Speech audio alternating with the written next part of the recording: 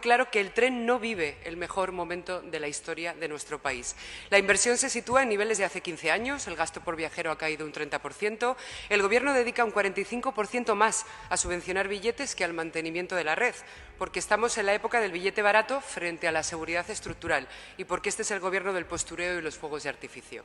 El tren no vive el mejor momento de la historia de España porque en octubre del 25 el Ministerio había ejecutado el 36% del presupuesto.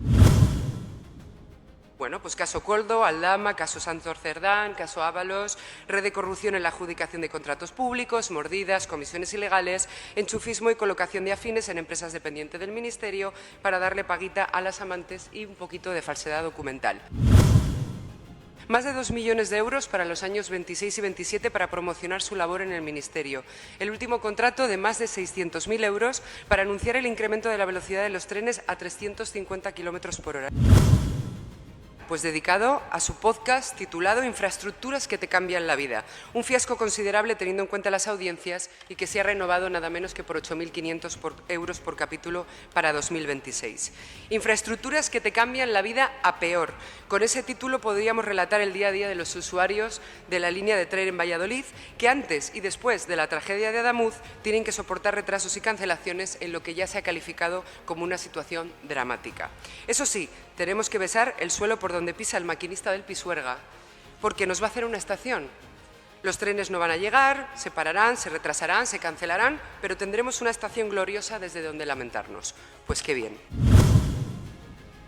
Todo esto, en un país normal, ya habría supuesto la dimisión inmediata del responsable, pero es que ustedes, todos ustedes, se han empeñado en que este país ya no sea normal. Y desde luego el señor Puente no es un ministro normal. Ante las reiteradas peticiones de dimisión dentro y fuera del Parlamento, el maquinista del Pisuerga ha dicho textualmente: me da igual lo que piensen, si escuece es que cura. Falta de transparencia en las informaciones sobre el accidente, contradicciones en las versiones oficiales, falta de claridad que está generando desconfianza en los usuarios, también de Valladolid y, por supuesto, en las víctimas.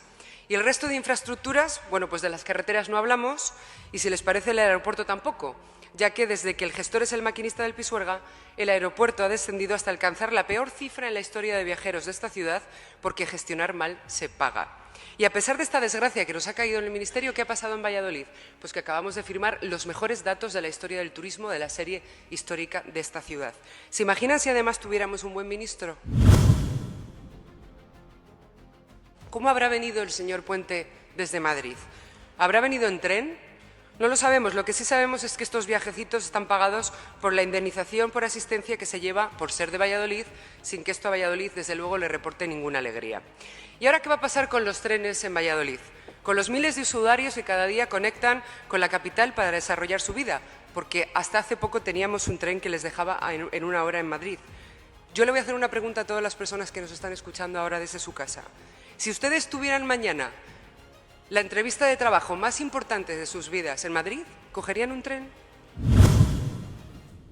Queremos informes, trabajo, gestión, reclamamos seguridad, certidumbre y futuro para nuestras conexiones ferroviarias, también en Valladolid.